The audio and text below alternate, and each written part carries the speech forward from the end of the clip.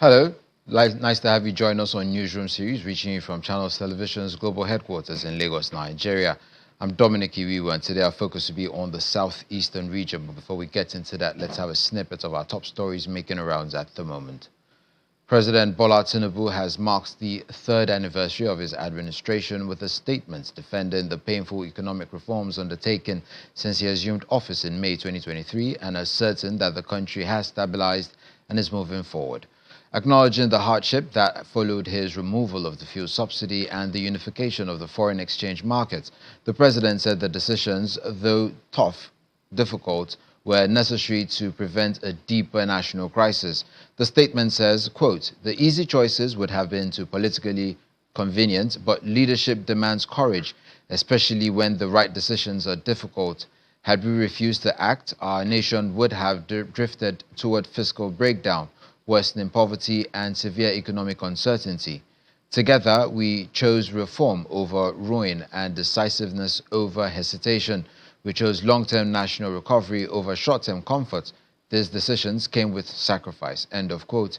The statement goes on to give a scorecard on the achievements of the administration in the area of the economy, health, infrastructure, agriculture, education, and in the power sector, listing projects and steps taken by the government. On security, he acknowledged that challenges remain, but said security remains central to their national mission. According to the statement, quote, "While challenges remain, many communities and highways are becoming safer and more economically active. We continue investing in intelligence, surveillance, logistics, technology, and interagency coordination. I want to assure you that this government will not relent until every Nigerian can live, work, travel, and dream in safety." End of quote. The president closed his address with a call for national unity and a direct appeal to young Nigerians, telling them the country believed in their potential. He also expressed confidence that the foundation for recovery had been laid, urging citizens to reject cynicism and division.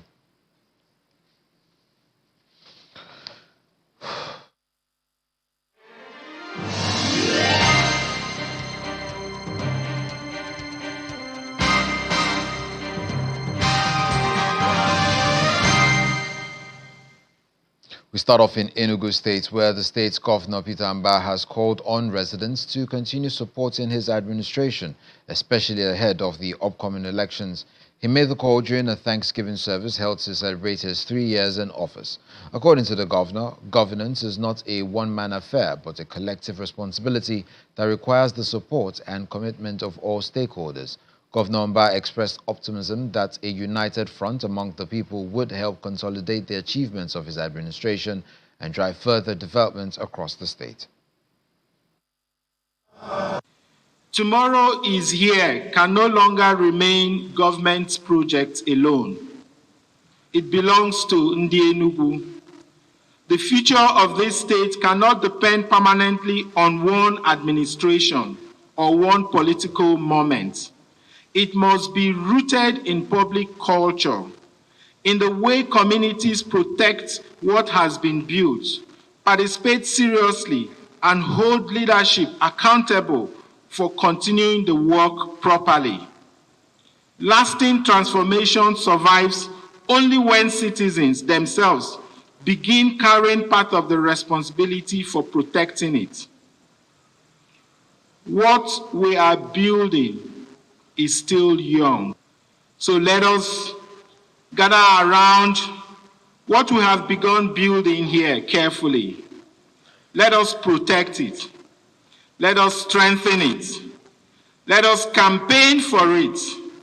Let us bring more people into the fold and help them understand why this moment matters.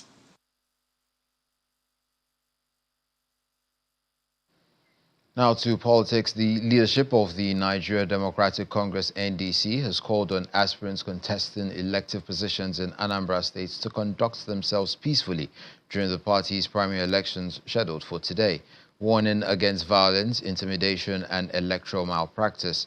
The appeal was made during a consultative meeting held in Awka, Anambra State capital, ahead of the exercise expected to produce candidates for the state and national assembly elections.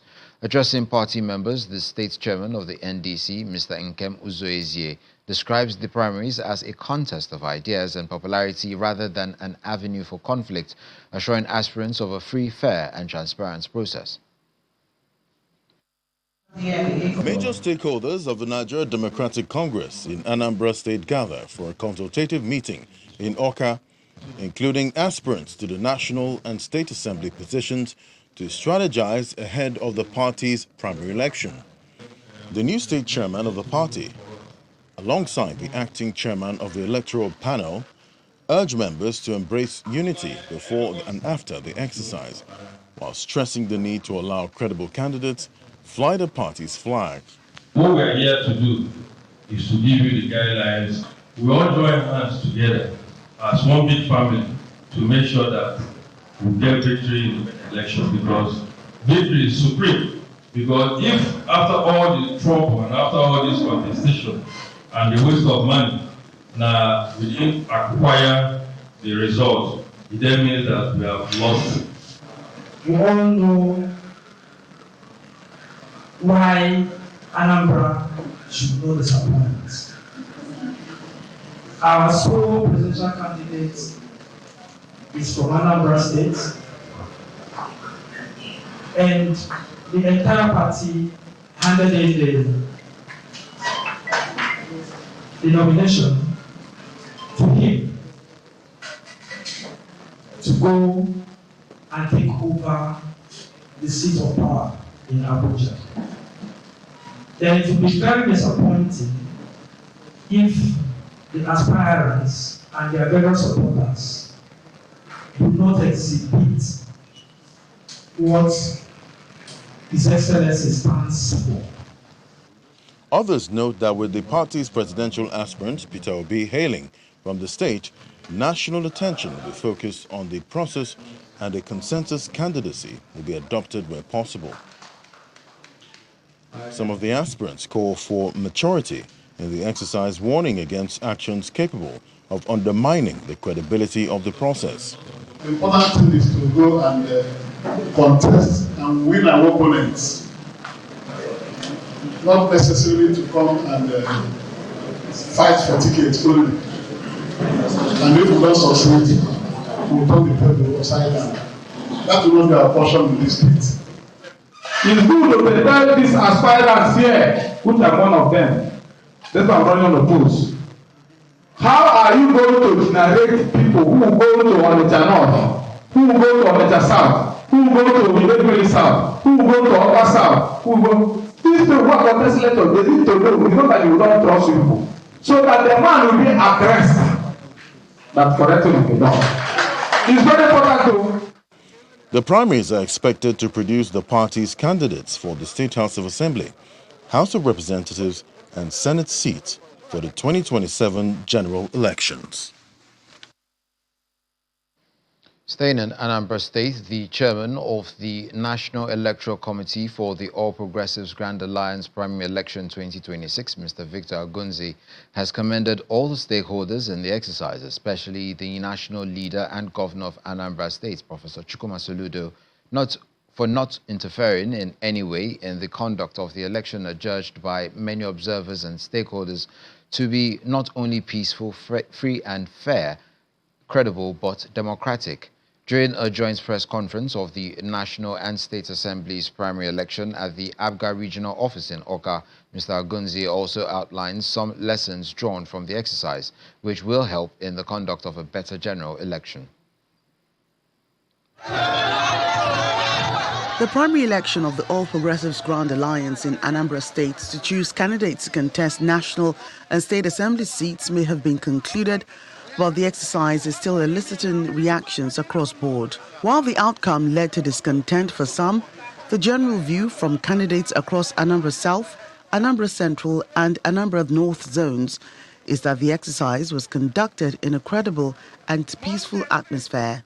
It was free, fair and transparent, most importantly very peaceful, and it's one of the best elections I've ever seen that has happened in our states and in Nigeria, that our party, APGA, were ready to take the battle to the field. In this poly unit or this center, everything have been very calm. The officials themselves have been very effective. Okay, and although it has taken quite a bit of time, things have been very orderly. APGA has provided very purposeful leadership. People are happy with APGA.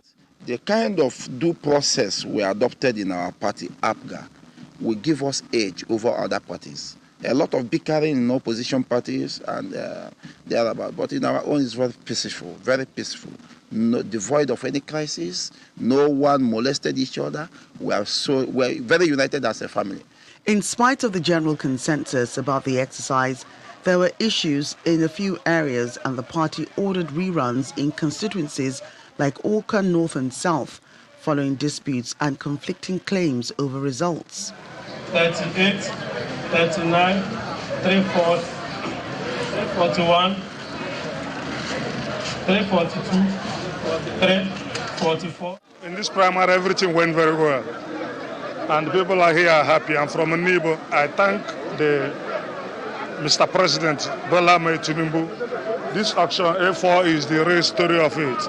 There was unconfirmed results flying everywhere, but the party came out strongly and said no, these results did not emanate from us. After the due process, the winner will emerge. The final result was announced at the APGA Regional Secretariat, where the Secretary to the State Government and returning officer of the primary election, Chiamaka Nake, declared Obi Nwankwo the winner for Awka North and South Federal Constituency. I, Nake Chiamaka, the returning officer for Awka North and South Federal Constituency primary election, hereby declare Nwankwo Obi as the winner of the federal election, having scored the highest number of votes in the election. Meanwhile, former Minister of Aviation Stella Odua, alongside Emmanuel Nwachukwu and Dozie Nwankwo, won primaries for Anambra North, Anambra South and Anambra Central senatorial districts. When you allow those in charge to conduct the process as it is, the outcome will reflect the wishes of the people. So we should ensure that we allow the commissions, the authorities, the relevant authorities empowered to conduct elections to do their job. At the end of the primaries, APGA produced 40 candidates for national and state assembly positions, with just 3 women, triggering a call by political observers for greater female participation in elective politics.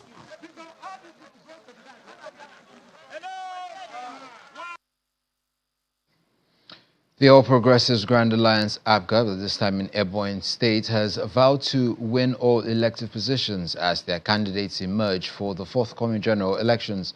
The state party chairman, Chukwudi Nwankwo, made this known during Ebonyi North senatorial primary election held in Abakaliki. I want us to appreciate God for his full conduct. At our own primary election, came very freely, fair, without crisis. We are not like those parties who count 1, 5, 1,000, 1,002, 5,000. Let us clap ourselves. So the message is this. We came here with a very clear mind. I wanted to contest, win the election. We are not competing or fighting with anybody. If we see what we did here today, you see that we came here with a unity mind. We are not fighting each other. We don't have any rancor in the party or friction in the parties.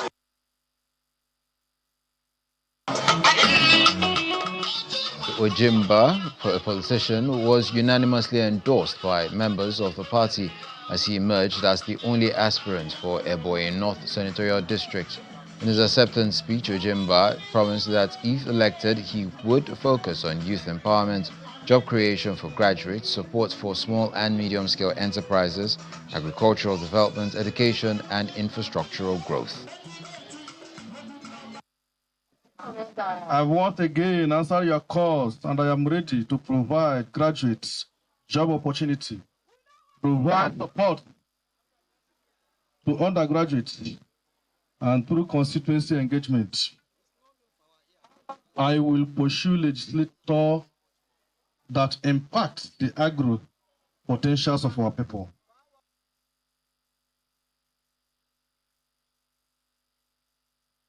You're watching Newsroom series on Channels Television. Right after this break, we'll bring you more stories making the rounds within the region. Stay with us.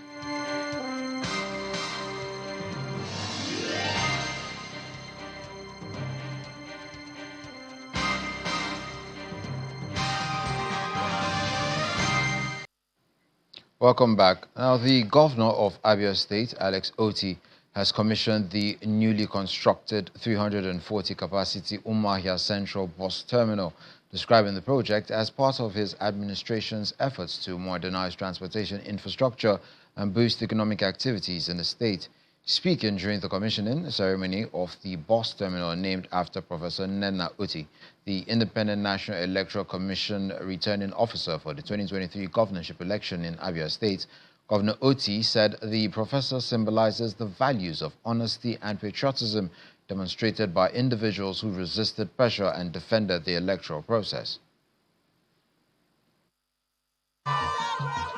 Residents troop out in large numbers to welcome the INEC returning officer for the 2023 governorship election, Professor Nenna Oti.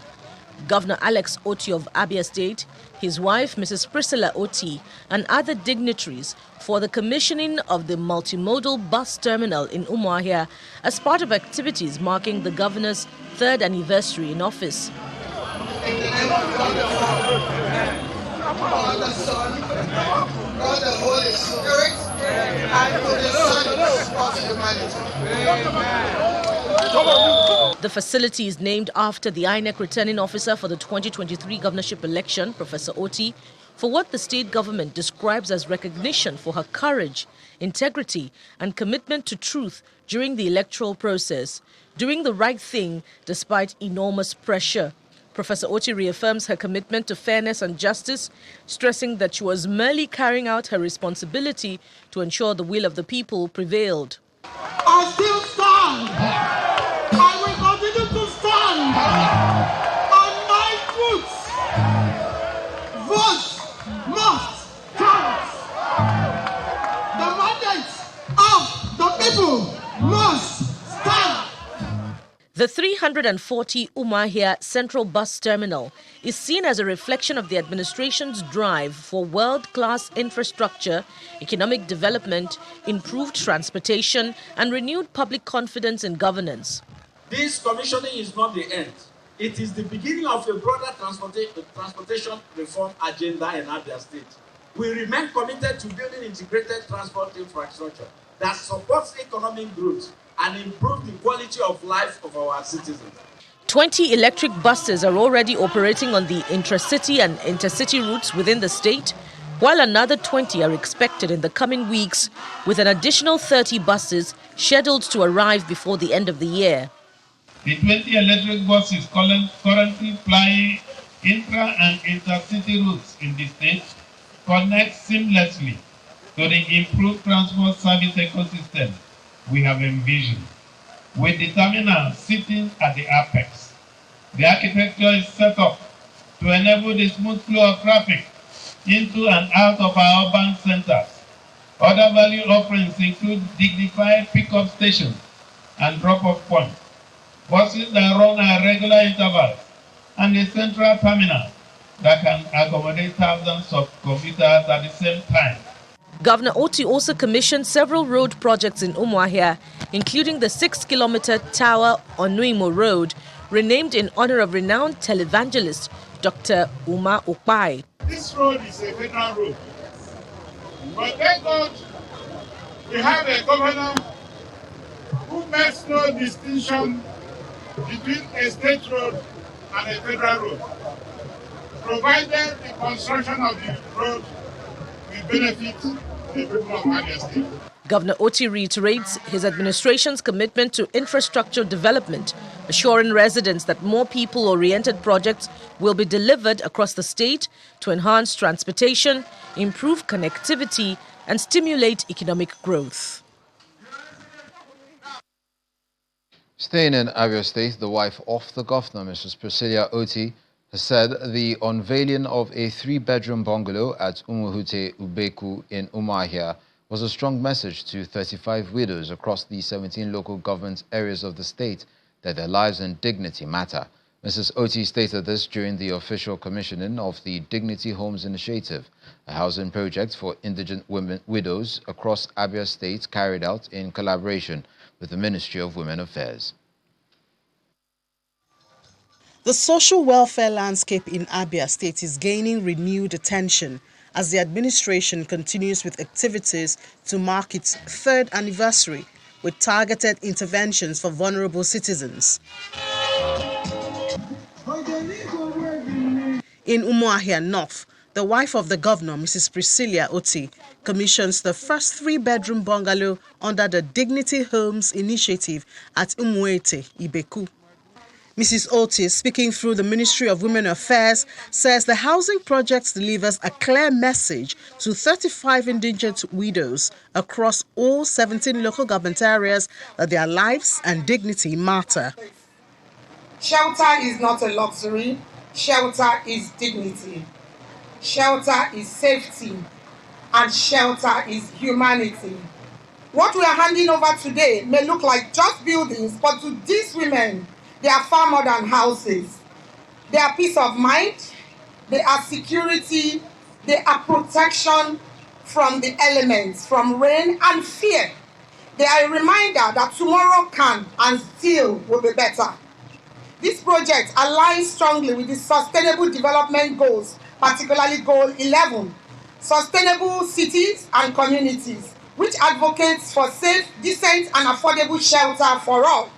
It also reflects our belief that development must never leave behind the vulnerable, the elderly, widows, or those living in extreme hardship. The State Commissioner for Women Affairs and her counterparts in the Ministry of Poverty Alleviation and Social Protection say the program is a major step toward inclusive development in the state.